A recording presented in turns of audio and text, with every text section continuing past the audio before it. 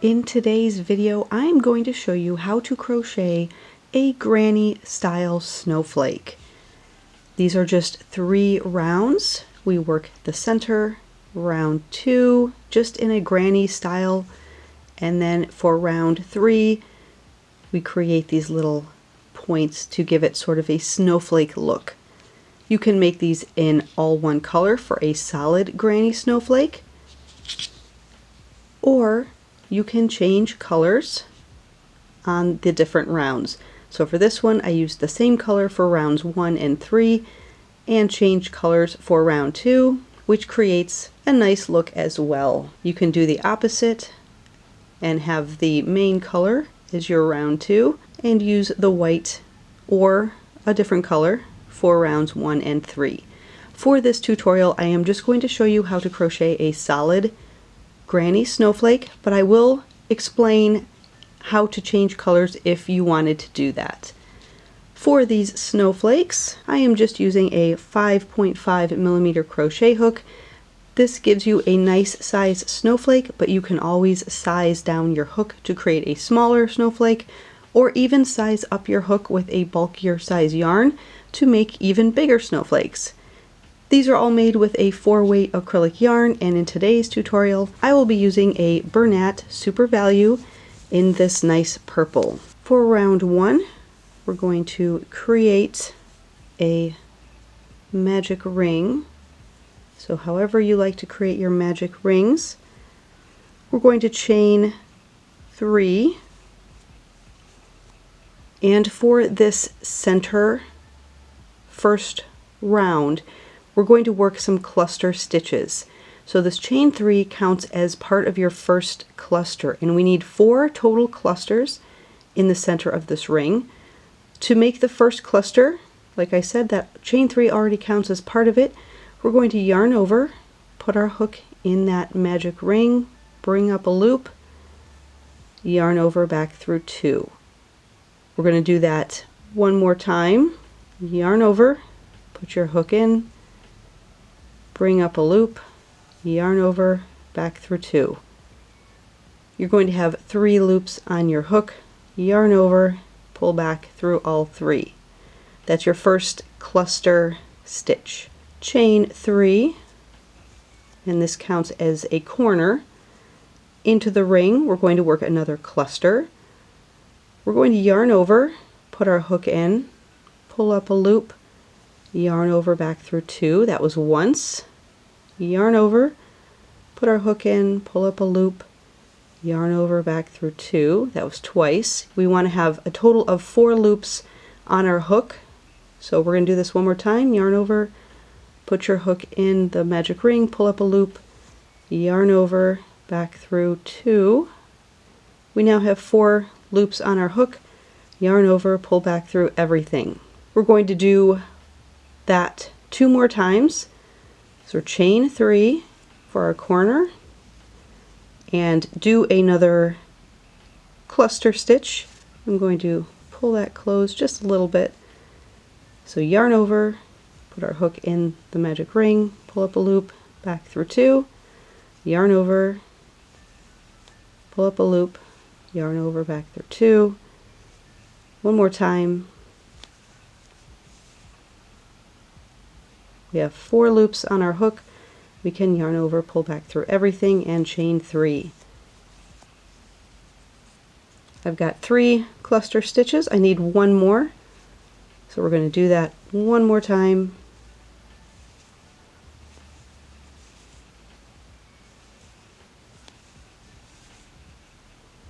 Once you have your 4 loops on your hook, you can yarn over, pull back through everything.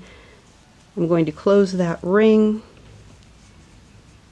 And now to get over to our starting spot where we need to join, we're going to end with a chain 3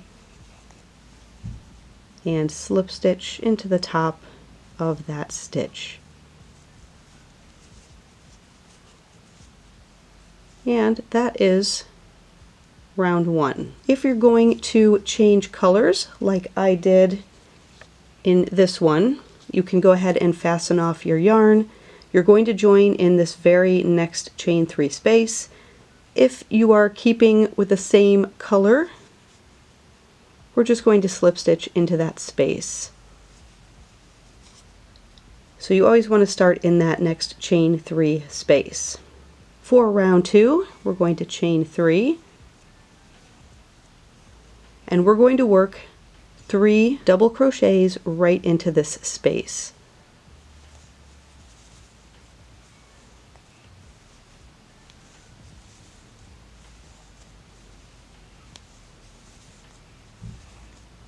We're going to chain 3, and this is our corner, and we're going to work 4 double crochets right back into that same chain space. So your chain 3 that you do to start the round counts as a double crochet, then you work 3 more double crochets. So you want to have 4 total double crochets separated by a chain 3. So I'm going to go ahead and work 4 more double crochets into this chain space to finish this corner.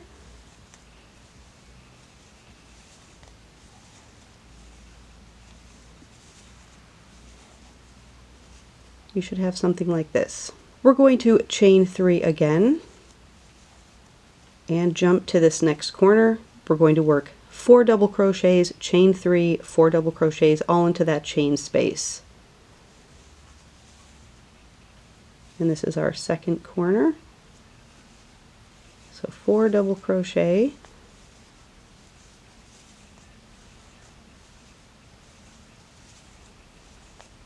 chain 3, and 4 double crochet right in that same chain 3 space from round 1.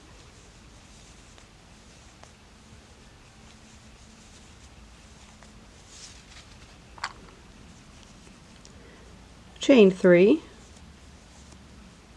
Here's our next chain 3 space.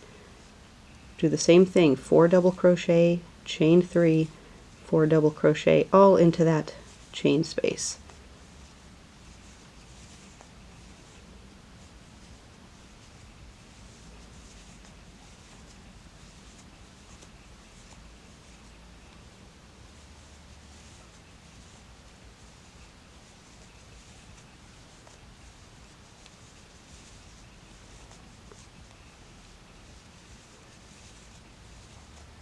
Chain 3,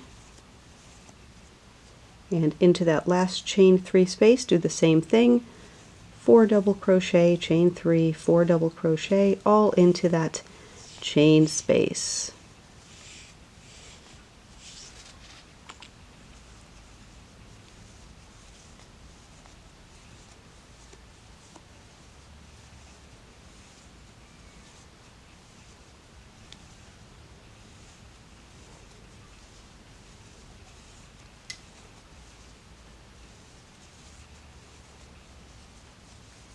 To finish, we're going to chain 3 and slip stitch into the top of that first stitch.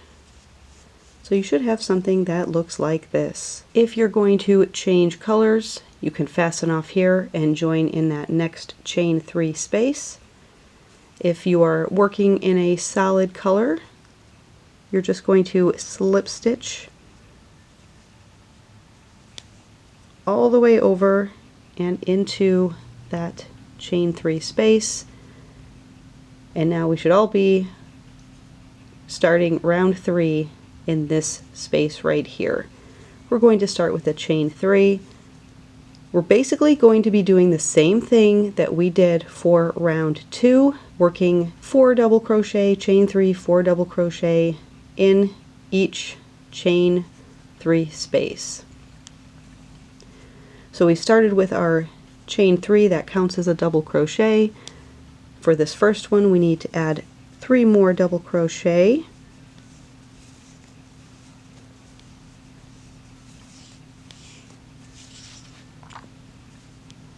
Chain 3 and 4 double crochet in that same starting chain 3 space.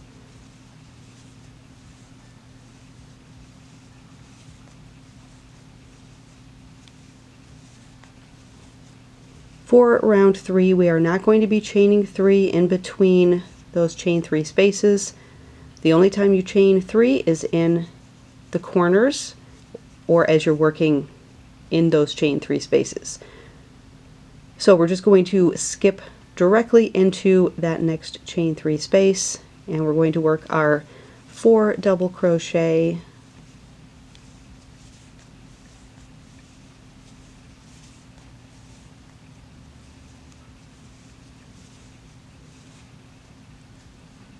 chain 3, 4 double crochet into that next space.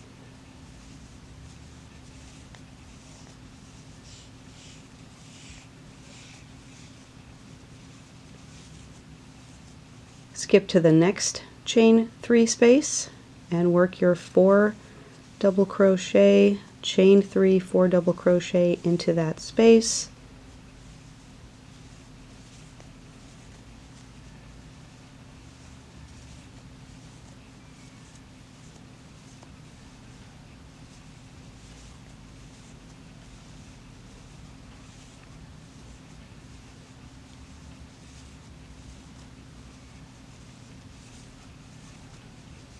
Skip to the next chain 3 space, do the same thing, 4 double crochet, chain 3, 4 double crochet all into that space, and you're just going to be working this all the way around.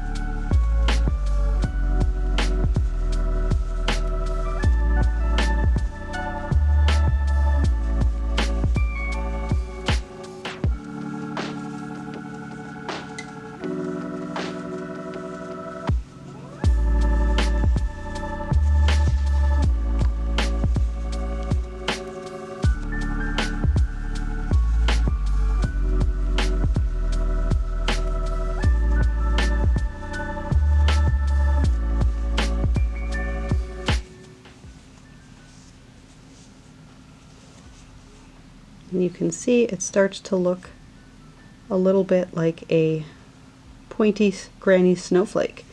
We have 1, 2, 3 more spaces. I'm going to go ahead and work these 3 spaces by working 4 double crochet, chain 3, 4 double crochet all into the same space, and then I will show you how to join with a slip stitch to finish our granny snowflakes.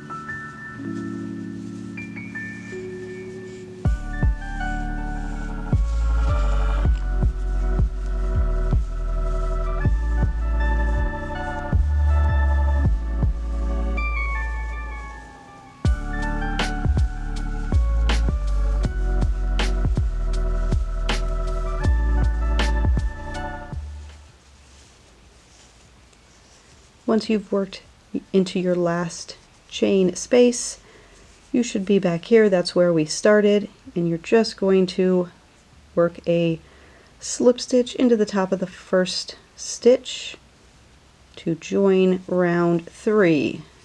And that's it. 3 rounds. You can fasten off.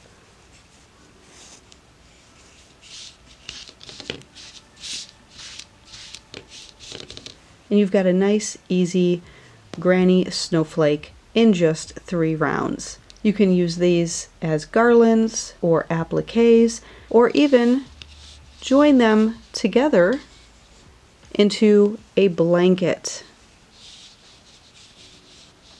Lots of possibilities with these granny snowflakes. I hope you enjoyed this quick tutorial, and I will see you in the next video. Bye!